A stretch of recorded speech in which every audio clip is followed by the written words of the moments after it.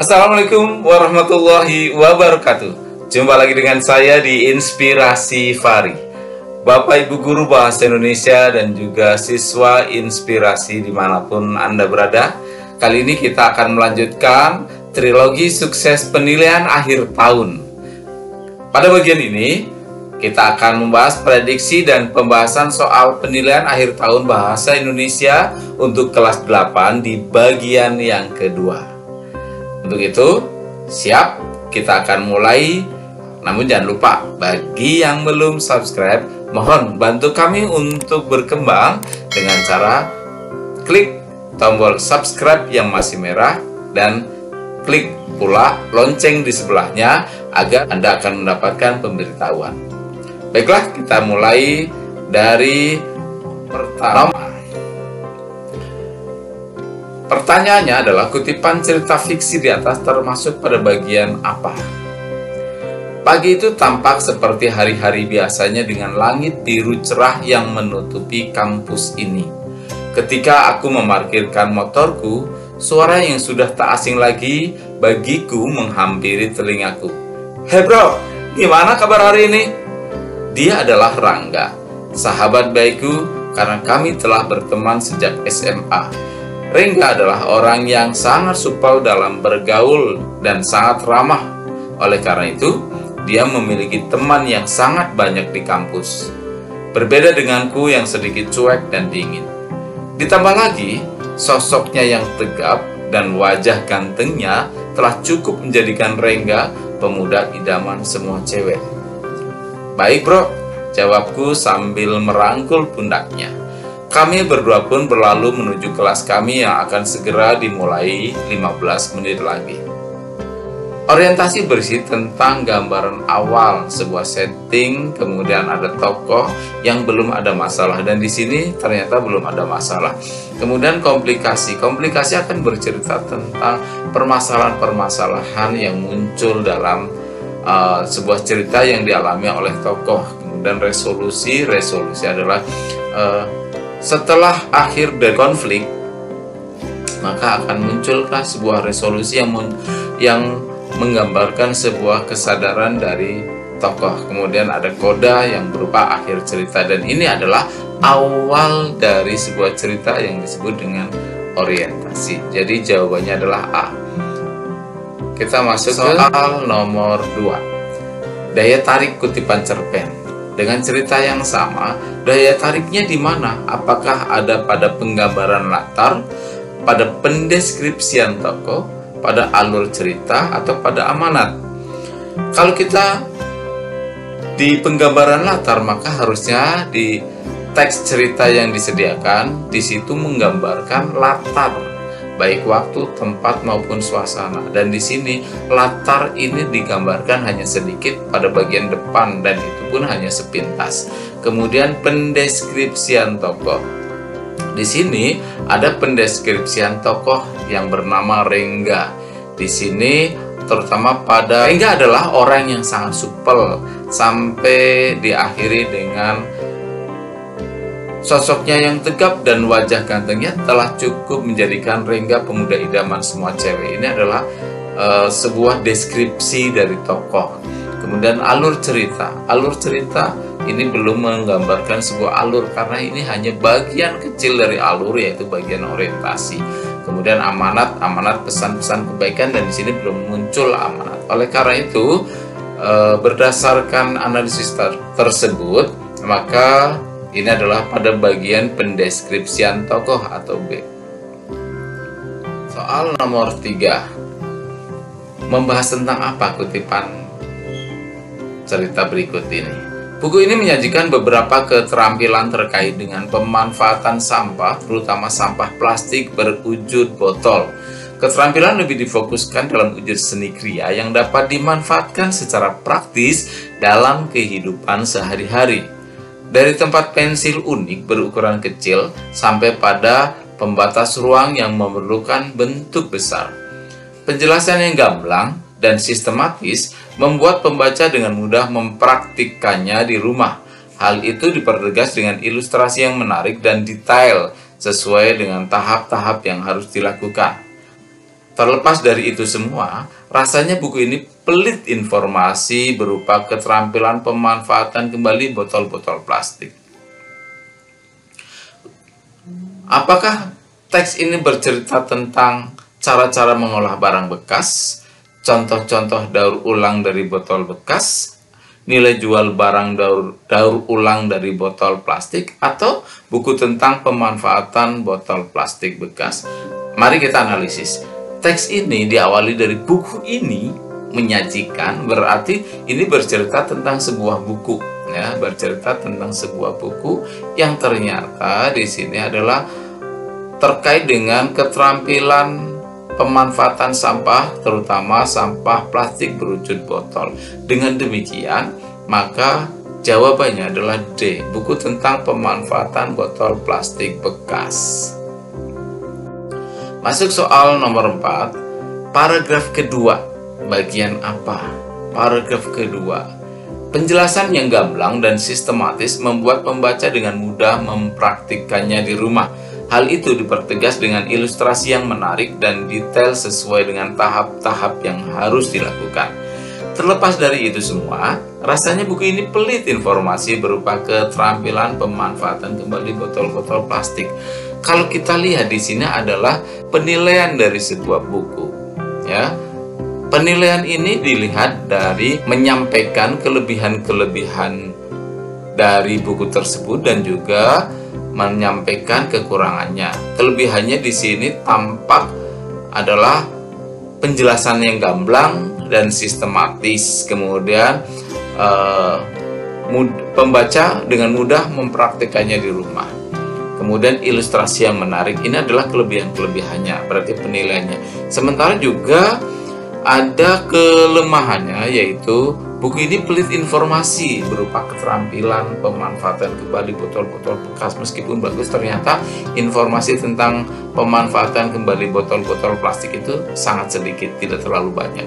Sehingga dengan demikian kita simpulkan bahwa teks ini merupakan bagian dari penilaian buku.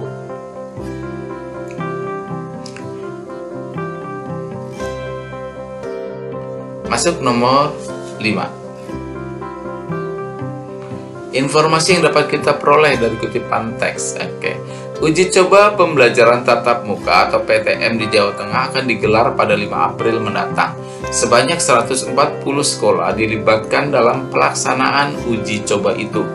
Gubernur Jawa Tengah, Ganjar Pranowo, mengatakan pada tahap pertama atau rintisan, uji coba akan dilakukan pada 35 SMP, 35 SMA, 35 SMK, dan 35 MA yang ada di Jawa Tengah. Uji coba PTM belum dilakukan di tingkat SD, TK, dan PAUD atas dasar masukan dari sejumlah ahli.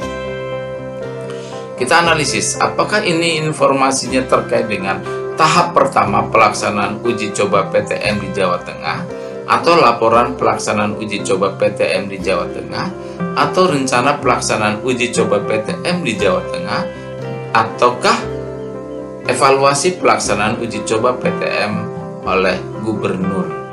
Kalau kita analisis di sini dikatakan uji coba pembelajaran tatap muka atau PTM di Jawa Tengah akan digelar pada 5 April mendatang. Artinya ini belum dilaksanakan, ya, belum dilaksanakan. Sehingga dengan demikian pada pilihan A, tahap pertama pelaksanaan ini belum dilaksanakan. Jadi jawaban A salah. B, laporan pelaksanaan. Laporan berarti sudah dilaksanakan, berarti salah juga.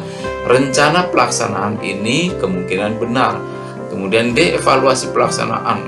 Apalagi evaluasi, dilaksanakan saja belum, masa sudah dievaluasi? Maka jawabannya adalah C. Masuk pada soal nomor 6. Konjungsi yang dominan. Menteri Riset dan Teknologi sekaligus Kepala Badan Riset dan Inovasi Nasional BRIN, Bambang Brojonegoro, mengusulkan agar alat deteksi COVID-19 Jinos digunakan di lingkungan pabrik. Menurutnya, penggunaan Jinos di lingkungan pabrik memudahkan deteksi harian kepada karyawan. Di samping itu, Jinos murah dan praktis dalam penggunaannya. Saya usulkan kepada Menko Perekonomian sekaligus Ketua Komite Penanganan COVID-19 dan Penanganan Ekonomi Nasional supaya Jinos bisa lebih banyak dipakai di pabrik, ujar Bambang saat menyerahkan Jinos kepada Menko Perekonomian Erlangga Hartarto Senin 22 Maret. Apakah konjungsi penambahan, penyebaban, pertentangan, atau perbandingan? Konjungsi penambahan ditandai dengan adanya dan, serta. Kemudian penyebaban biasanya ditandai dengan sebab, karena, sehingga. Kemudian pertentangan ditandai dengan tetapi, akan tetapi, namun, walaupun. Perbandingan akan ditandai dengan konjungsi daripada, seperti, dan seterusnya. Kalau kita analisis, maka di sini yang paling dominan atau paling banyak adalah konjungsi dan. Menteri Riset dan Teknologi, kemudian dan Inovasi, kemudian ada lagi masih banyak yang lain, sehingga jawabannya adalah A. Soal nomor 7. Kata teknis bercetak tebal pada teks di atas memiliki maksud, yaitu deteksi ya. Kita baca kalimatnya. Alat deteksi COVID-19 Jinos digunakan di lingkungan pabrik. Kemudian ada penggunaan Jinos di lingkungan pabrik memudahkan deteksi harian kepada karyawan. Apa sih sebenarnya deteksi? Apakah usaha menemukan atau menentukan sesuatu, atau alat untuk mengetahui keberadaan sesuatu, atau C, cara-cara mengetahui gejala COVID, ataukah D, proses melakukan pemeriksaan? Berdasarkan Kamus Besar Bahasa Indonesia, maka deteksi berarti usaha menemukan atau menentukan sesuatu. Deteksi COVID-19 berarti ini usaha untuk menemukan atau menentukan sesuatu menggunakan alat yang disebut dengan Jinos. Apalagi dikatakan di sini pada Bambang Brojonegoro mengusulkan agar alat deteksi COVID-19, berarti deteksi itu bukan alat karena sudah ada kata alat. Maka jawabannya adalah A. Nomor 8. Teks tersebut mempunyai daya tarik pada daya tarik sebuah teks. Perempuan memang paling rentan terhadap anemia karena kekurangan zat besi. Hal ini terutama pada saat perempuan hamil. Apabila si ibu mengalami anemia, bisa terjadi abortus, lahir prematur, dan juga kematian pada saat melahirkan. Di Indonesia, angka kematian ibu melahirkan dan kematian bayi cukup tinggi. Oleh karena itu, zat besi sangat dibutuhkan bagi janin, terutama untuk kecerdasan. Teks tersebut mempunyai daya tarik pada apa? Yang disebut dengan daya tarik berarti kemenarikan dari sebuah teks ya. Kemenarikan dari sebuah teks. Apakah ada pada argumentasi penulis atau alasan-alasan data-data yang disampaikan oleh penulis, ataukah pada kelengkapan datanya, kemudian gaya bahasanya atau strukturnya? Kalau kita analisis, maka di sini diawali dari sebuah pernyataan bahwa perempuan memang paling rentan terhadap anemia karena kekurangan zat besi. Ini pernyataan awal, argumentasi awal. Lanjutkan dengan informasi-informasi yang lain yang meyakinkan orang bahwa pernyataan awal itu benar. Maka jawabannya adalah A. Argumentasi penulis. Di sini pernyataan awal yang ada pada kalimat pertama ini dipertegas, diyakinkan dengan pernyataan-pernyataan selanjutnya. Dengan demikian orang akan percaya bahwa pernyataan awal yang berbentuk argumen itu benar adanya. Nomor 9. Kaidah kebahasaan. Kaidah kebahasaan yang dominan. Seperti tadi teksnya, teks yang sama, yang dominan apa? Apakah penggunaan kata teknis, konjungsi kausalitas, fungsi keterangan, atau gaya bahasa? Kata teknis disebut juga istilah. Istilah ini biasanya berupa kata-kata asing yang diserap dalam bahasa Indonesia. Di sini ada beberapa kata teknis, yaitu ada anemia, ada zat besi, ada abortus, ada prematur, kemudian mortalitas, ada zat besi kembali, ya, ada janin. Jadi kata teknis ini masih banyak, cukup dominan. Kemudian konjungsi kausalitas. Konjungsi kausalitas adalah konjungsi sebab akibat, ya. Kausalitas sebab akibat. Di sini ada satu konjungsi sebab akibat, yaitu oleh karena itu. Nah, kemudian C, fungsi keterangan. Di sini kalimat yang mengandung keterangan ada pada saat perempuan hamil. Ini keterangan waktu. Kemudian pada saat melahirkan, ini juga keterangan waktu. Sudah, keterangan waktu ada 2. Kemudian gaya bahasa. Gaya bahasa di sini sepertinya tidak ada.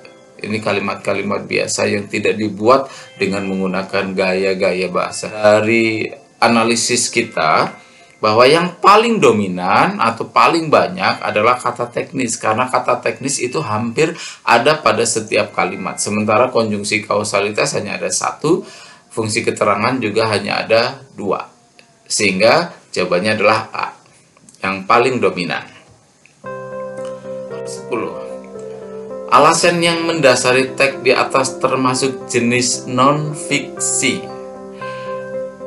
Pandemi COVID-19 yang mengglobal membuat beberapa perusahaan terpaksa mengurangi jumlah karyawan. Dampaknya, angka pengangguran di Indonesia meningkat. Diperkirakan peningkatan tersebut mencapai lebih dari 20%. Belum lagi, perguruan tinggi masih memproduksi para lulusan baik pada tingkat diploma maupun sarjana setiap tahunnya. Tentunya akan semakin menambah jumlah pengangguran karena para lulusan tersebut belum memiliki pekerjaan. Alasan yang mendasari bahwa ini adalah teks non-fiksi adalah A, penggunaan bahasa yang mudah dipahami, B, informasi yang didasarkan fakta, atau isi informasi yang menghibur, atau D, memiliki sifat imajinatif. Beberapa ciri teks non-fiksi adalah non-fiksi merupakan teks yang didasarkan pada fakta. Kemudian biasanya disertai dengan data-data atau bukti-bukti. Masalah penggunaan bahasa yang mudah dipahami. Semua jenis teks harusnya menggunakan bahasa yang mudah dipahami. Dengan demikian, yang merupakan ciri sesuai dengan isi teks ini adalah informasi yang didasarkan fakta.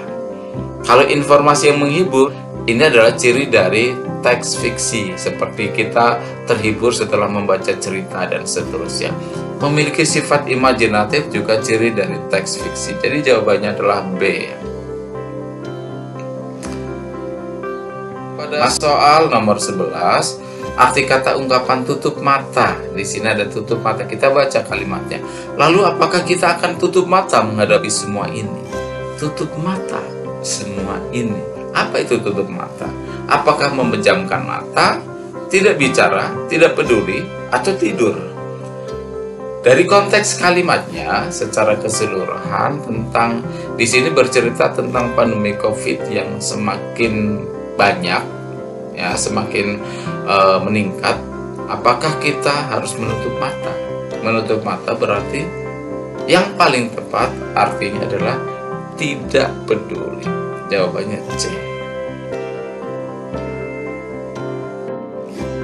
Nomor 12. Ungkapan yang tepat untuk melengkapi bagian rumpang. Masih ungkapan. Kita baca, alam memiliki peranan penting dalam kehidupan manusia. Melalui alam, Tuhan memberikan kita udara bersih, air yang segar, tumbuhan yang bermanfaat. Namun, apa yang terjadi? Semakin hari alam semakin menderita. Maka dari itu, jangan hanya titik-titik. Jaga alam dengan cara menghindari penggunaan barang yang dapat merusaknya. Mulai sekarang, mulai dari kita. Apa ungkapan yang tepat untuk mengisi bagian rumang tersebut? Apakah patah arang yang berarti putus asa, tangan dingin yang berarti orang yang mudah untuk melakukan pekerjaan, Misalnya, setiap kali melakukan pekerjaan selalu berhasil dengan baik. Kemudian bertopang dagu. Bertopang dagu itu melamun. Kemudian apakah berpangku tangan yang artinya tidak melakukan apa-apa? Kita lihat konteks kalimatnya. Maka dari itu, jangan hanya apa? Yang paling tepat adalah jangan hanya berpangku tangan. Apalagi dilanjutkan, jaga alam dengan cara menghindari penggunaan barang yang dapat merusaknya mulai sekarang, mulai dari kita. Jawabannya adalah D, yang berarti tidak melakukan apa-apa.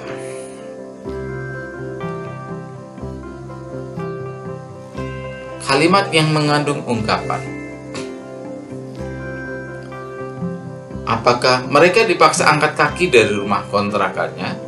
Matahari mencakar bumi pertiwiku. Aisyah adalah seorang kutu buku. Tidak heran jika wawasannya luas. Pemain sepak bola itu bermandikan keringat mempertahankan kejuaraan.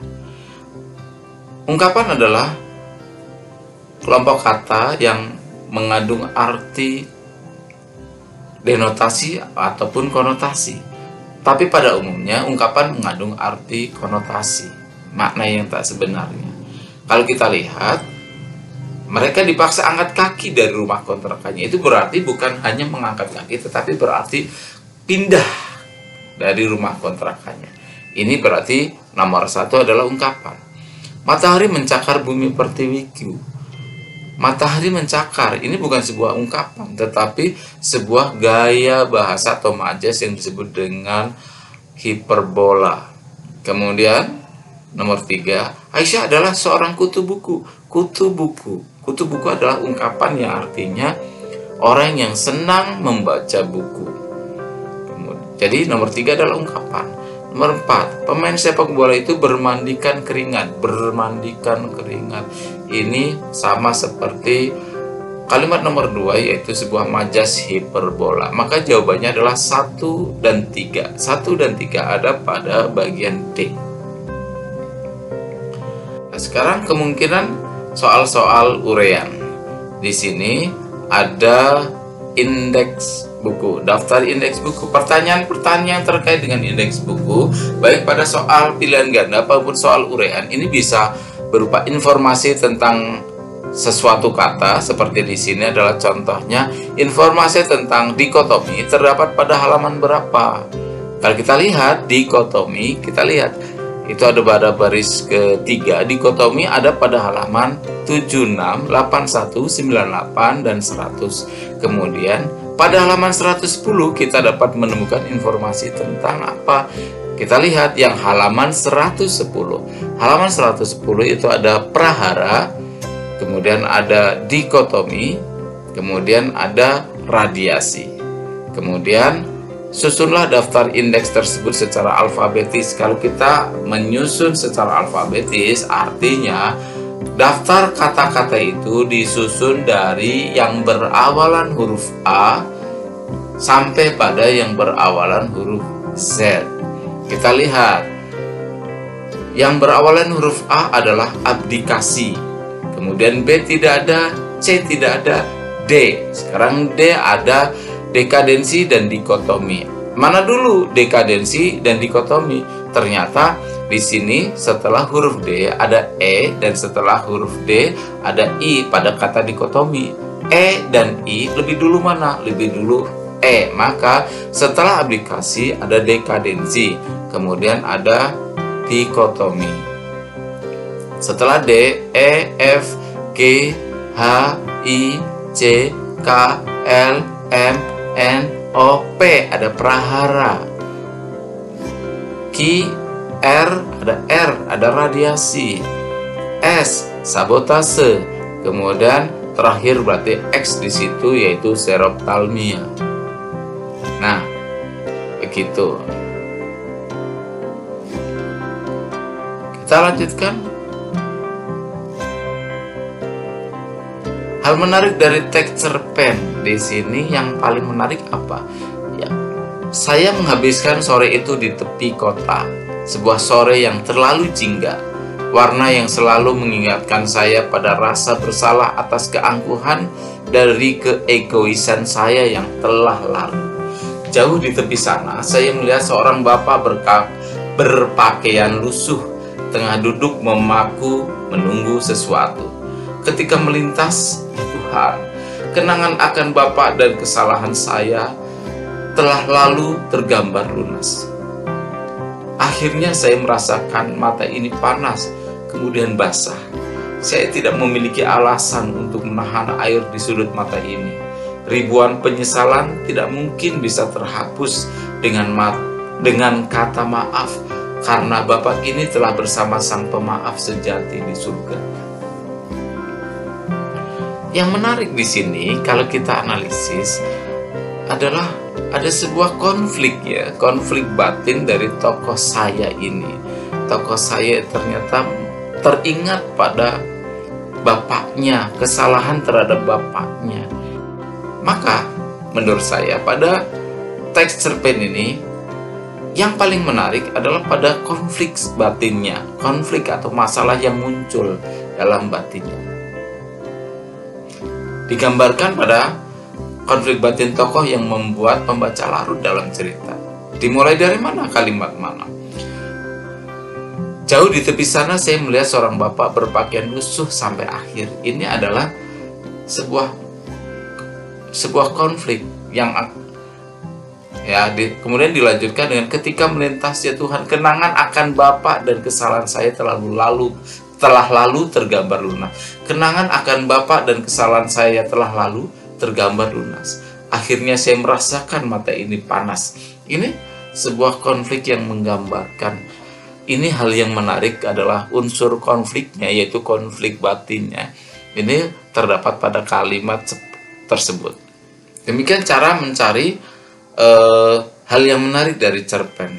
Karena di sini juga tidak menggambarkan tokoh, tidak menggambarkan latar, tidak menggambarkan amanat, bahasanya dan seterusnya. Bahasanya menurut saya masih biasa, tetapi konfliknya ini yang membuat menarik. Ya, demikian tadi pembahasan sepintas kita sebagai persiapan penilaian akhir tahun untuk mata pelajaran Bahasa Indonesia kelas 8. Terima kasih atas kesetiaannya memperhatikan penjelasan saya tersebut. Semoga sukses menempuh penilaian akhir tahun ini. Jangan lupa dukung kami terus agar terus semangat berkarya dengan cara klik subscribe bagi yang masih merah subscribe-nya, kemudian klik tombol loncengnya juga agar mendapatkan pemberitahuan apabila kami mengunggah video pembelajaran atau video yang lain. Terima kasih. Assalamualaikum warahmatullahi wabarakatuh. Salam sukses selalu.